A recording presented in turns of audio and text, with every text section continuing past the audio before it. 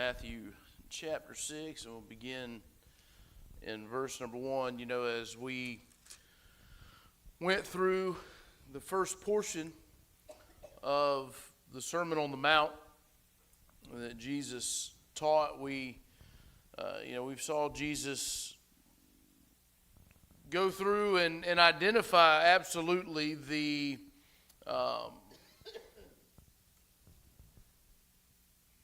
the way that we should conduct ourselves.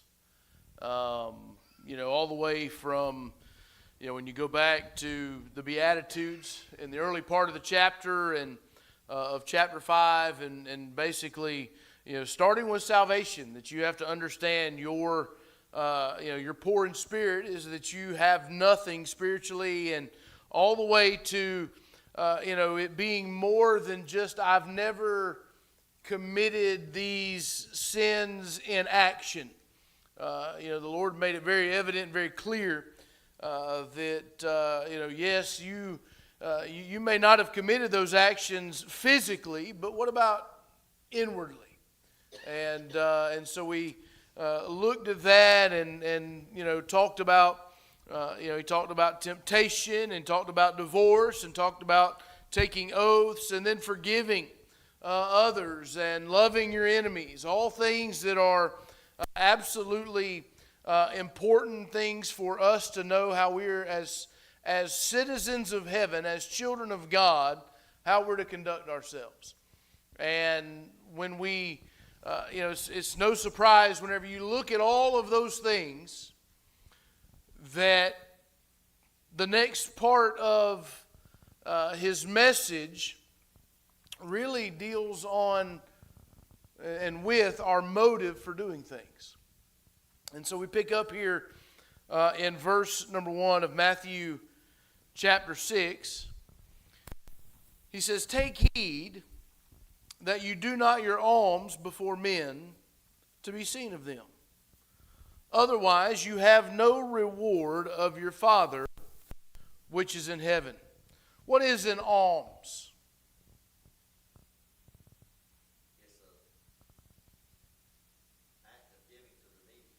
Yeah, it's a charitable it's a charitable deed, and is actually the word righteousness when you dive into that, and so we've just seen the things that we were told to do and the actions that we were instructed to. And so we're not to do these righteous deeds, no matter what that is. I think it definitely encompasses, the thought encompasses a great deal of actions and deeds that we may be involved in. But when we do those things, whatever it is, we're not to do it to be seen of men. We're not to do it for the display or image to be seen of men. And again, the Lord has clearly shown God's righteous standard, and I can't help but to imagine that He anticipated the thought or the idea that, hey, if I can do these things, if I'm able to turn the other cheek when, I'm offended by somebody, and not let it bother me and not retaliate with the same actions towards them, or, if when I'm compelled to go 1 mile and I go 2, it would be certainly easy for me to think that if I'm able to do that, isn't everybody going to be impressed with me? Aren't y'all going to be impressed with me if I'm able to do those things? And so really Jesus here addresses the danger of cultivating the image of righteousness. Now it's almost impossible, let's just be honest, that it's almost impossible to do things in front of others without considering what their image of us is. Whether we like it or not, or whether anybody else likes it or not, it's it's just part of who we are, and maybe when we do things, we wonder, do they think better or worse of me for doing this or doing that, and so. But what it boils down to is, what is your motive for doing what you do? You don't go 2 miles because you want to be seen of men and you want them to applaud you. You don't do, you don't turn the other cheek because you want them to applaud you. You don't do all of these righteous actions or deeds because you want people to look at you and ooh and all over you. In fact, the absolute opposite is true, and we see that Jesus, gave a hint of that whenever he talked about let your light so shine before men. Did he not? He says, and this does not contradict that statement, by the way, that we're to let our light so shine before men, because listen, you have to, right? It's part of it. People are going to see your actions, right? They don't know, they don't see all of your thoughts, and so they're going to see your actions, but I'm not to do them for myself to be seen. I want people to know that whenever I do something that, listen, it's not for me, number one. Number two, it's not because of me, right? I mean, let's be honest. Jerry, if we put and plug into this specific time of being compelled to go a mile by a Roman soldier. If I was Jew and that Roman soldier came and told me to carry their stuff and I had to carry it a mile, listen, Jerry's not willingly on Jerry's own accord going to carry it too. I'm only required by law to carry it one. And you can't compel me to do it any further. So Jerry's probably going to drop it, especially out of spite, at 1 mile. Probably not a big toe longer. Right? I mean, just not giving you any extra. However, because Christ in me, and because of what he said, I'm going to go the extra mile. I'm going to go further than what I would under my own. And so, listen, it's all about, motive and why do we do what we do. And, listen, we have to understand that we're to do the things that we've been commanded to do so that we can give God glory. Right? That's the whole purpose. That's what we are to do. He says, don't do this before men to be seen of them. That's not, it doesn't matter what it is. And I think that any area of service to the Lord, any area of righteous deeds, actions, whatever you want, if you want to refer to them as alms, you call them alms, whatever you want to, whatever you do for the Lord, you are not to do it to be seen of men. And so, because here's why. He says, otherwise, you have no reward of your Father which is in heaven. And so what Jesus is saying there is, listen, when you do your deeds, whatever they may be, for the applause of men and their attention, then that's exactly what your reward is going to be. Your reward is going to be their applause and their attention. And if that's what you want, he doesn't say you can't have that. But he does say that's the only reward that you're going to get. And I don't know about you, but listen, I know what my God is capable of doing and what he has done for me in the past. And his reward is far greater than anything man can give me. And so,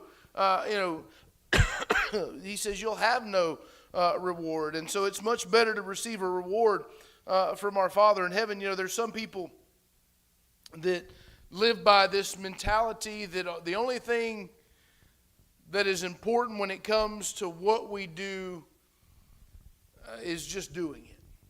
Just doing it. What difference does it make if you're doing a good deed? What difference does it make what your motive is? Well, that may be true for men. man may not really care to the fullest extent of what the motive is. I'll go on this for just a moment. You see these videos, and there's all kinds of them out there. I'm sure some of you have seen 1 or 2 or 1,000 of them. I'm really not sure where the folks get their money from, but it is what it is. But they go around and they give people, just randomly $100 here, $100 there, $100 here, $100 there, and they're videoing every bit of it. I don't know their heart. But I often wonder, why would you video that? Unless you're trying to gain the attention of man, right? Unless you're trying to get follows on whatever social media platform you're posting that on. Again, I'm all for them being generous and being kind. I don't really know how generous and how kind they are. It looks good. But, listen, it's not about, and it would be real hard. Listen, they don't have to video it. If they're doing it to me, this is Jerry's opinion 100%, not any, but if they're doing it with the right motive, somebody's going to see them do it. It's kind of hard to walk up to somebody who's homeless or whatever. If you're sitting in your car and somebody's standing there holding a sign, if you're getting off the interstate or at a red light somewhere, you go to Atlanta, you go to Orlando, you go to those big cities, and there's somebody on every corner holding a sign, and you're in traffic. It's kind of hard to roll down your window and give them $1 or $2, $10, $20, whatever you give them, without somebody seeing that, right? So it's not about just doing it. And we'll address this a little bit more in just a moment. It's almost impossible to do it completely in secret. But what's your motive? So it's not wrong. I'm not saying there's anything wrong with doing it and other people seeing it. But if that's the reason you're doing it, then there's a problem.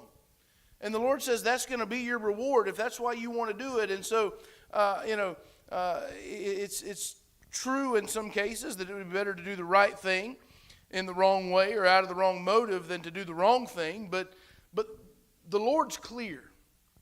The Lord is clear that God cares about how we do our good works. He cares about that. Again, man may not care. Man may say, I'm just glad you're doing the right thing. Well, yeah, that's okay.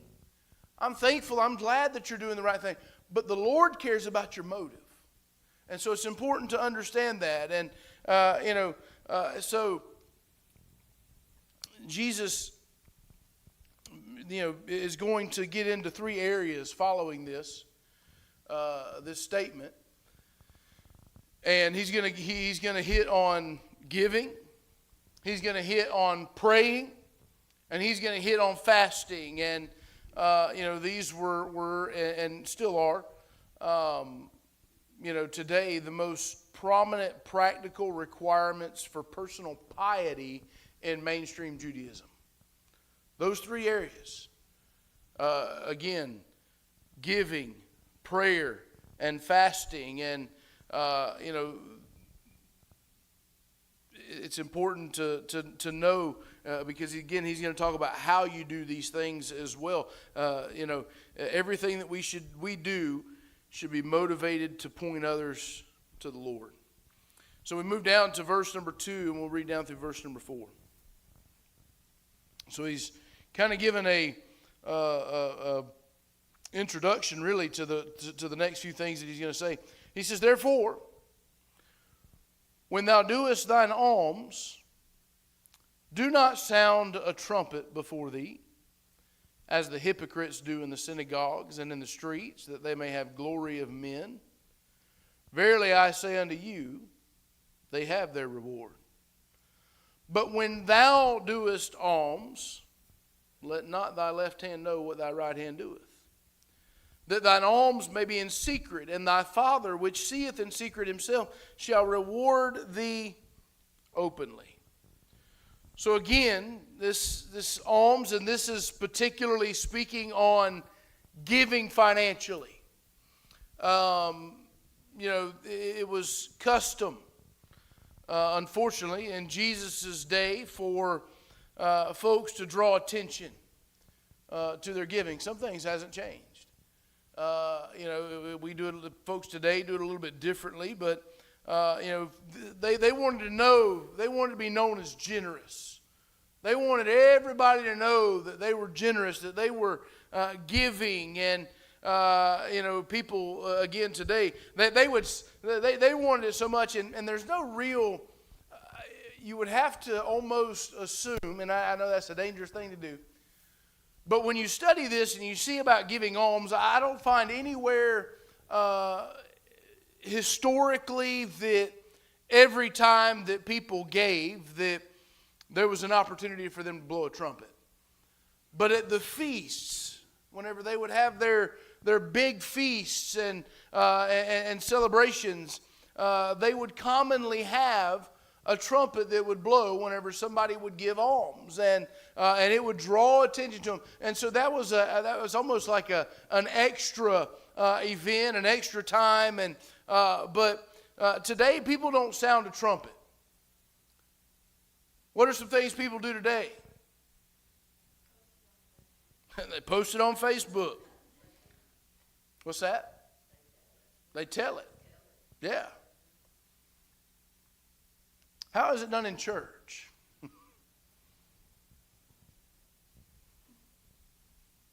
I know.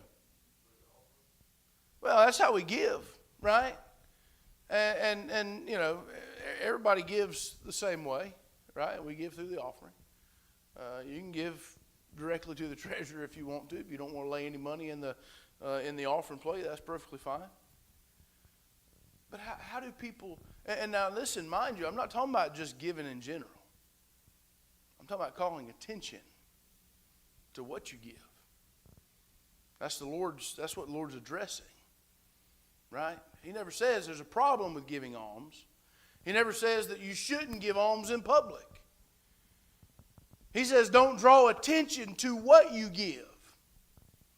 So how do people in our world today, let's make this applicable today. How do people in churches today draw attention to what they give? Absolutely. They use that as a way of getting what they want done. That's how, let me preface this. 17 years we ain't had that issue here. And I'm just going to tell you, I'd rather you keep your money in your pocket, the Lord will take care of the rest, than to ever, because we would have, again, me or you one probably have to go. Whoever it is. Like I said, 17 years we ain't never had that problem. But I'm just telling you, I wouldn't put up with it. I don't care how much money somebody gives, you don't call the shots. The Lord calls the shots. Amen. That sounds harsh, that sounds mean, that sounds what, but we don't, I'm not catering to anybody. I don't care how big a check you write and put in the offering plate. That's not what it's about. But that's how people, unfortunately, there are places like that. I know, I've heard stories of people that gave specifically large amounts of money to their church, and not, I say, to a church. I'm assuming they're the church they're a member of, and this didn't come from them, but and I don't even know names specifically, but because they wanted something done a certain way, and they felt like because they had given, a majority of the money required to do whatever it was to get done, that they could have it done their way. Well, that's not how that works. And if that's why you're giving, then your motive is wrong.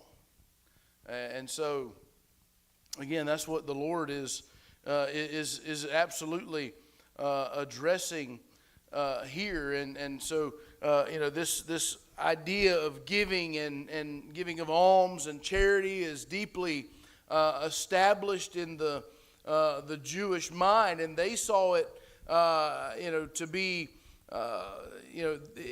it's still, there's some even today, the Jews are still one, that's still a big deal.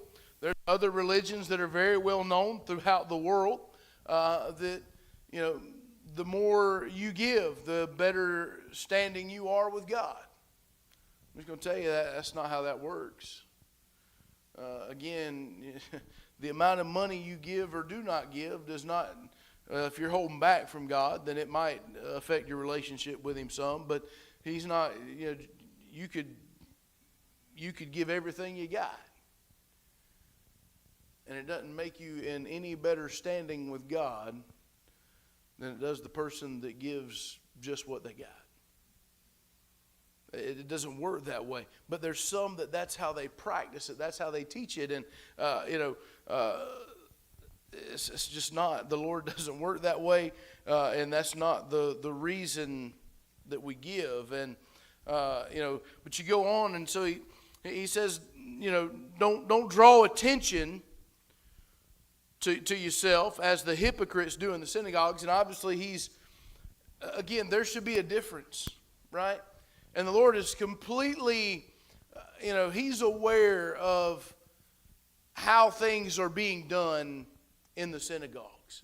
He's well aware of how the Pharisees and the scribes and the others are conducting business in the synagogue, and how they're treating things in the synagogues and in their worship. And so He says, listen, we're not, if you're going to be a follower of me, we're not going to conduct ourselves in the same way that the hypocrites do in the synagogues. Yes, they in the synagogues, if they're hypocrites, what are they? They're actors. They're pretending. They may give all this money. They may give all this and draw all this attention to themselves, but they're not in good standing with Him. And He says, we're not going to conduct ourselves that way. We're going to behave differently. We're not going to do that. And so He says, and in the streets they may have glory of men. But then verse 3 says, but when thou doest alms, let not thy left hand know what thy right hand doeth. Let's talk about that. How in the world does that work? You hide one hand behind your back when you put it in the offering plate? Don't you watch. Right? So how does that work? What's he talking about?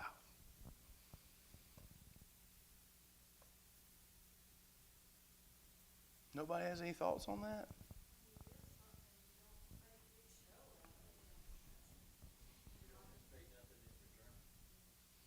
Yeah, you're not making a show out of it. You're not, but he's kind of shifted from doing things for others to see. But now he's talking about me, right? He's talking about an individual. He says, because he says, when thou doest alms, let not your left hand know what your right hand doeth. So now we've shifted from, hey, don't do it to let others see it. Don't do it to draw attention. Don't be drawing attention to yourself in what you're giving. But now he says, listen, when you give, don't let your right hand know what your left hand is doing.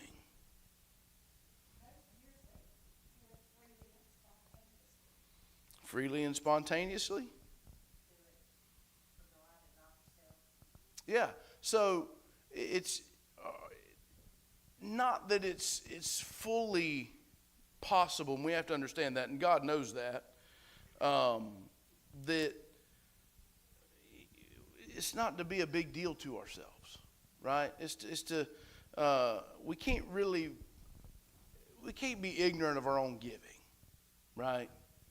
Whether you write a check or you pull out money to put in the offering plate and give, you're not going to be ignorant of what you gave. Just can't do it. However, we can deny ourselves any indulgent self-congratulations. I should be doing it not to say, whoo, look at what I'm putting in this offering boy. If everybody else only saw what I was given. If everybody else only saw how big, man, I feel good about this. Why? That's because here's where that becomes a problem. If I feel good about it, let me just tell you something. You ever been proud of yourself for something? You ever had a project you did and you were proud of it? Yeah. Did you keep it a secret? Oh. Yeah. Let me tell you something. When you do something that you're proud of and you are just puffed up about, you're going to have a real hard time keeping that a secret. And so, here's what, at some point, you're going to probably brag about what you gave. It may not be in the moment. It may even be 6 months, maybe a year later. You may tell you about this one time. Well, I wrote a big old check. Church was struggling. Man, I gave this much money. I didn't even really have that money to give, but I gave it. Listen, why? Why was that not okay to be left between you and the Lord? Because you were too proud of it. And again, listen, there's a difference as well as in feeling. When you're able to give, it's a good feeling. It is. It's a good feeling when you're able to give. Doesn't matter how much it is. It's a good feeling. Because you want to give to the Lord. That's right. And so, it's important to understand that, you can't, it's almost in the sense that it's not something that even you yourself should be bothered by, or should think anything about. And, we understand that no matter who else sees it or who else knows about it, if we can get this mentality that the greatest audience that I need is the one that sees it, whether I talk about it, whether anybody else sees it or not, the Lord sees it, He knows it, and that's all that matters. There's nothing else, because He's the one you're giving it to. And so, you're to do it so that it's done in secret. Now, let me ask you this, because look at what he says next. He's talking about keeping it, not making a big deal about it to yourself. He says that thine alms may be in secret, and thy Father which seeth in secret Himself shall reward thee openly. And so, what if somebody finds out?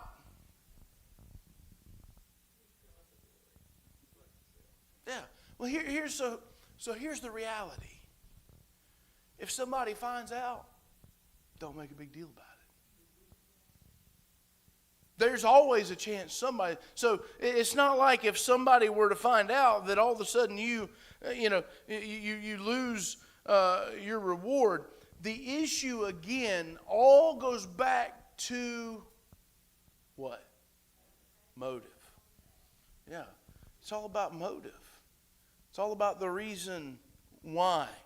And if we give for God's glory, it doesn't matter who finds out, because your reward will remain, because God gave you the right, you gave with the right motive to the Lord. And God's going to, listen, I believe that He will do exactly what He said, because this is something that we miss a lot, that, He says that the Father which seeth in secret Himself shall reward thee openly. Again, he's made it very clear that if you're doing it for the wrong reason, you have the wrong motive, that's your reward. You want to be seen of men? You want their applause? You want their pat on the back? You want their oohs and ahs? Hey, have at it. But he ends this section about giving with saying that, listen, the one that sees in secret will reward you openly. Which is, again, the great value of doing the things that we do for the glory of God. Again, much better to receive our return from God, who rewards much more generously and more openly than men do. And absolutely. Absolutely. Absolutely. Which, by the way, coming up in March, just so you know, Faith Promise. Looking forward to that. But, so don't miss the strength of the promise. I know there's a lot of don't do this, but he's telling you don't do this because here's the promise that I have for you. And so it's circumstantial that if you know, and now listen, we're talking about motive. So I think that there's something to be said about not giving for others to see. And I think there's to be done, not giving in a way that we ourselves are at all puffed up about what we've done, how we've given, how much we've given. But don't give with the anticipation. There's some preachers out there that they'll talk about, well, if you'll sow this seed of this much, the Lord will double that. Nowhere here does it say that he's going to double your amount, triple your amount, quadruple your amount. Nowhere here does it say he's going to take care of you and return financially to you what you gave. That's not in the promise, right? It just simply says he will reward you openly. Listen, you got to be careful about giving and expecting, saying, well, listen, I gave this much, so next week, if you're sitting there looking and thinking, Lord, I gave that money. I need that back in my account by, next week, or we're going to be in trouble. If that's why you're giving because you want to double your investment, then listen, this ain't the investment business. Amen. That's not what he's not talking about. You're making an investment, but it ain't a financial return that you should be depending on. Amen. We're investing in eternity, and so I think it's important to know that his promise does not include and does not guarantee a financial return. Now, I will tell you, and I believe this true, and we talk about faith promise, listen, the Lord will take care of it. The Lord will make sure that, he may not give it to you back in dollar bills or in a check, but he's going to meet your needs. Amen? And so don't miss the strength of the promise. Verse 5 and 6. And when thou prayest, thou shalt not be as the hypocrites are, for they love to pray, standing in the synagogues and in the corners of the streets, that they may be seen of men. Verily I say unto you, they have their reward. But thou, when thou prayest, enter into thy closet, and when thou hast shut thy door, pray to thy Father which is in secret. And thy Father which seeth in secret shall reward thee openly. So now he shifts from giving to praying. And, Jesus assumed that his disciples would give, so he told them the right way to give. He also assumes that his disciples will pray. And so he's going to, he's going to make sure and share with them it's important that they pray not in the same manner as the hypocrites. Just as he tells them, don't give in the same way that the hypocrites in the synagogues give. Don't pray in the same manner as the hypocrites. And, how do the hypocrites pray? He says, for they love to pray standing in the synagogues and on the corners of the street. These are the two main areas where these hypocrites, they love to pray. They love to be and pray in this hypocritical manner. And I'm sure that there were times that they prayed in the synagogue in a public time of prayer. By the way, this is not Jesus talking about not praying publicly in a corporate or congregational type setting. That's not what he's talking about. He's talking about individual prayer time. And, they, in fact, these that he's referring to, they would go and they would, they had, the Jews have times of public prayer. And, and then they would have their individual prayer times, and really there were 3 times a day. And it wasn't breakfast, lunch, and supper. However, it was close to the same times. They would go and they, about 9 a.m. and then about noon and then about 3 p.m. They would have these prayer times, and they would go stand in the streets. It's amazing to me. Even today, when you go there and you to Israel and you go to the Wailing Wall, that's what they're doing. They are there and they are praying publicly. And there's some that they've got the phylacteries, and which is they got the scriptures. They wear the little thing that holds the little box with scriptures right here on their head, and they've got all they're there, and they're doing they're praying in public. Now, I don't know what they were praying. I couldn't understand what they were praying, but these are folks that wanted to be seen.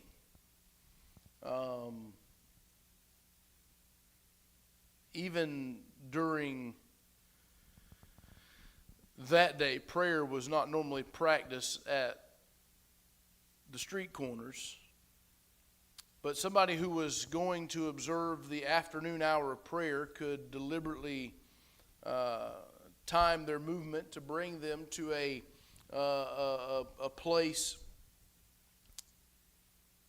a public place at the appropriate time.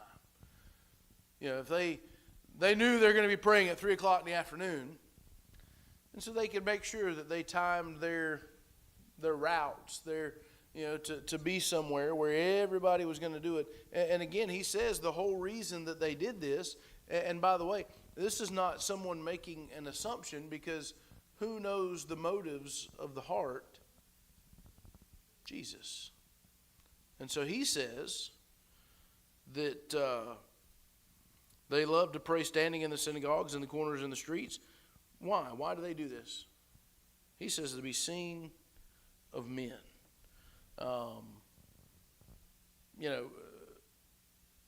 The hypocrites, if that's their motive for prayer, they're not praying to be heard by God. They're praying to be heard by men. And be seen by men. The common fault, I think, and this is where, even when I'm leading somebody to the Lord, and I think that we've done and I say we as just Christians in general, we've done a poor job of setting an example for our children on how to pray. I'm not saying by not letting them see you pray. I'm talking about how to pray. Because I think one of the things, there's times sitting in my office that, when I'm leading somebody to the Lord, and I tell them, hey, listen, now's your opportunity to pray. And I'll usually tell them, listen, I'm gonna pray first, and then I'm gonna let you pray. And you ask the Lord to save you. And there's so many that are so afraid to pray. Can I tell you? And I'm not. We have some that in this church that they're not comfortable praying in public. That's okay. But I think the problem is that we feel like that we have to say certain words for God to hear us. Can I just tell you this? If God knows your thoughts, do we think that there's really certain words that we have to use when we're talking to Him? Absolutely not. If He knows, listen, the Bible says that whenever we don't know how to ask, that He knows our needs. He knows our burdens. So even when I don't understand how, Lord, I can't even, listen, if you ain't never been there, there's times I don't know how to ask God what I need to ask God. Right? Sometimes, a very recent situation, listen, I'm going to talk to God the way that I talk to you. And if I can't talk to God the way I talk to you, I probably ought not talk to you that way. Right? Just a little side note. But there are times if I can't, I'll be praying and I'll say something and I'll say, Lord, that's not what I meant. Listen, you don't have to use the eloquent speech. You don't have to have all the these and the thous and the. Can I? Let me give you all a little newsflash. The Lord didn't talk that way either. When we read this, understand. I know it's hard to imagine.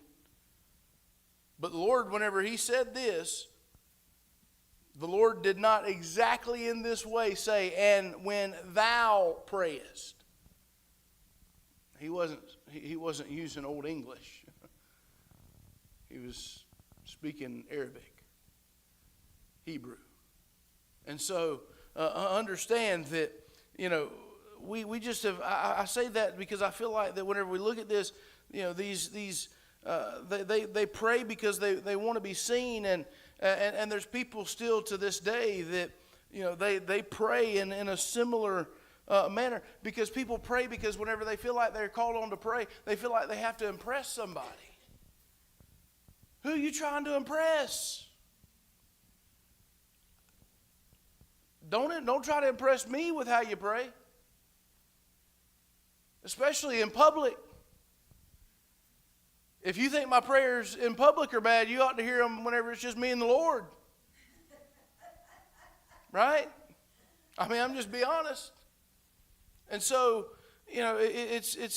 there's again motive and praying, and that's why I say I feel like we've done an injustice to our children, because we feel like that we have to use certain terminology and certain words, and that's not, God doesn't expect that. What He's worried about is your motive. Why are you praying? Because again, if they're praying to be seen of men, then what does He say? He says they have their reward. You want people to ooh and all over you in your prayer in public? That's it. That's your reward. Does that mean God don't hear my prayer? No, He heard it. But you weren't talking to Him. You were praying to be seen and heard of men. Hope they can answer that prayer for you. Right? Just being honest, that sounds harsh, but that's the reality. Isn't that not what the Lord just said? If that's why you're praying, the way that you pray in public is to and do these things is to be seen and heard of men or to impress men, that's your reward. And however, he says, but thou, when thou prayest, enter into thy closet. When thou hast shut the door, pray to the Father which is in secret. And thy Father which seeth in secret shall reward thee openly.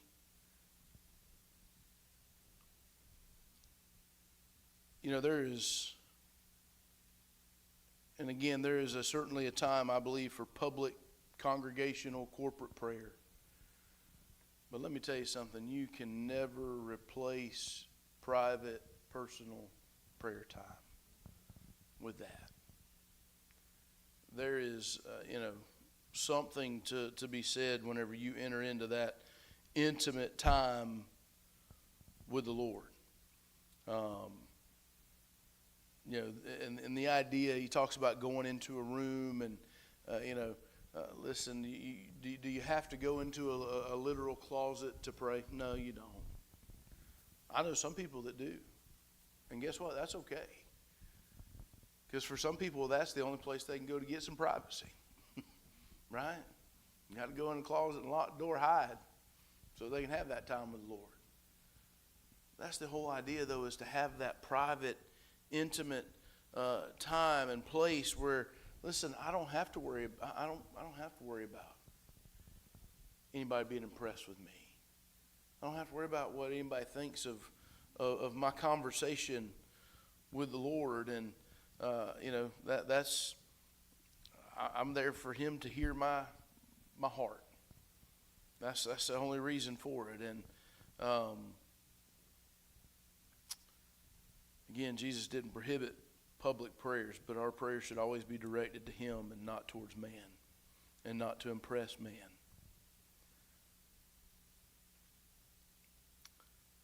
Verses 7 and 8. I'm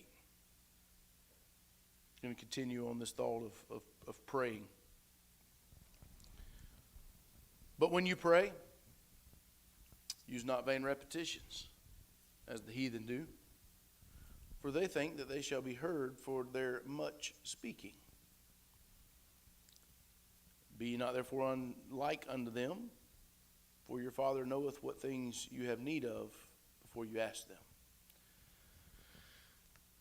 Vain repetitions. What is that?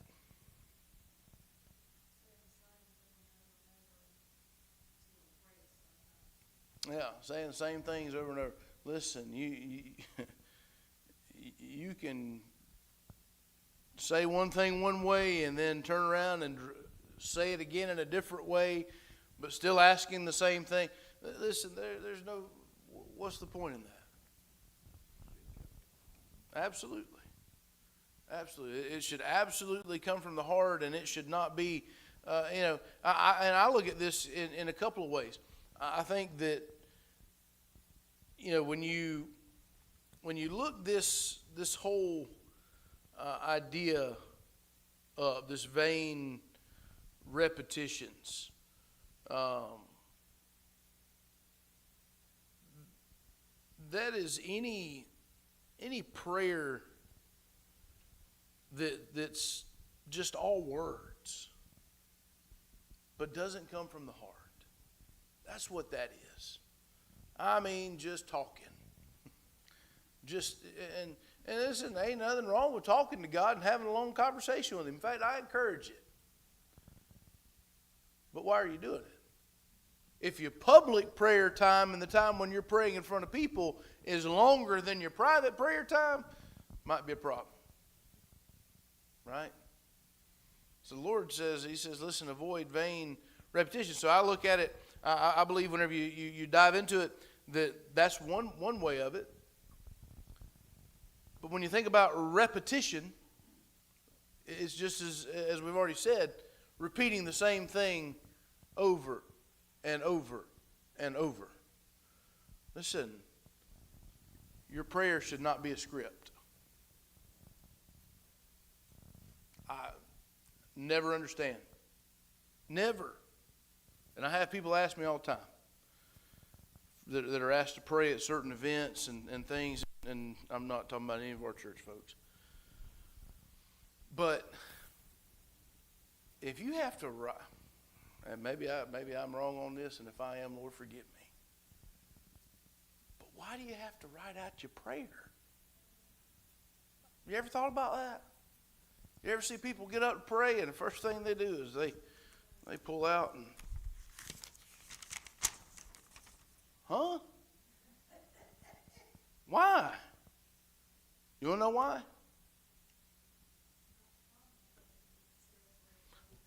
Maybe it's not common. They don't want to make sure that what they say sounds great to people. Listen, if I'm praying, you ain't gonna see no script. It just ain't happening.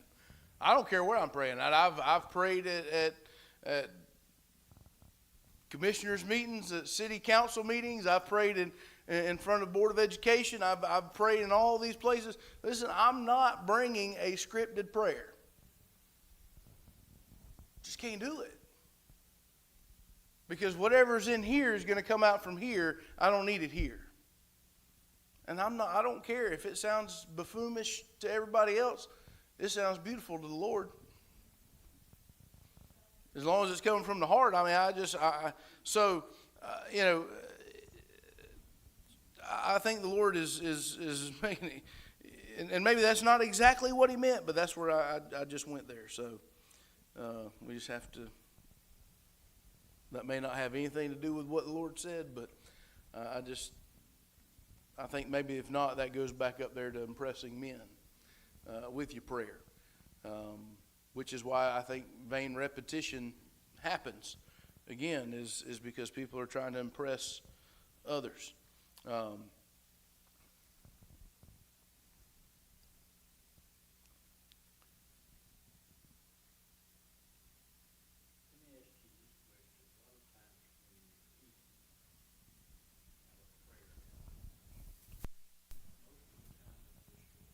Mm-hmm.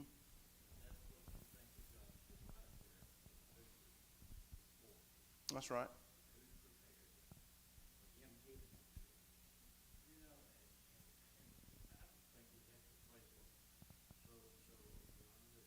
Mm. That's right.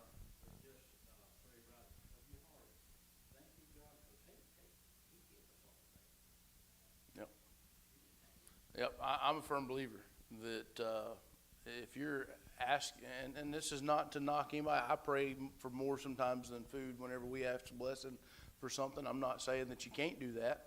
But I'll just tell you this, I think that if that's your motive and that's your purpose for praying in that moment together with somebody or even by yourself, that if you're thanking the Lord for the food and you stop and you take a moment and you say, God, thank you for this food, I don't think you have to say anything else. Prime example, she wouldn't do it in public, but when we sit down at the dinner table, sometimes Lila will ask the blessing. And her prayer, whenever she asks the blessing, is really, God, thank you for this food. Amen. You think I've corrected her once? Absolutely not. Nor will I ever. Because that's our intention in that moment, is to ask the blessing on the food. Not to pray for everybody under the sun. Now, my son sometimes gets a little long-winded. All right? But I don't know where he gets that from by any means whatsoever. So. Daddy prayed for snacks. That has Yeah. me all my life because I don't do it. I don't know the last time I prayed over a bowl of popcorn. Yeah. I mean, if he ate anything, put anything in his mouth, he stopped and prayed, and it left a long-lasting Yeah. impression on me. Wow. Yeah. That's good.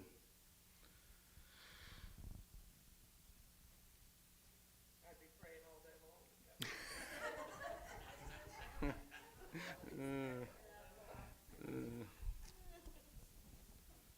Yeah. Don't keep these peppermints up here no more. We'll have to stop and have prayer during. Any other thoughts on that section? not, we're going to hold right there. Because then the Lord's going to give what we refer to as the model prayer. I think it's important, and I want you to think about that as we, there's some people that, it's a commonly quoted prayer. It's a great prayer, but it wasn't given to us just to quote. It was given as a model to pray.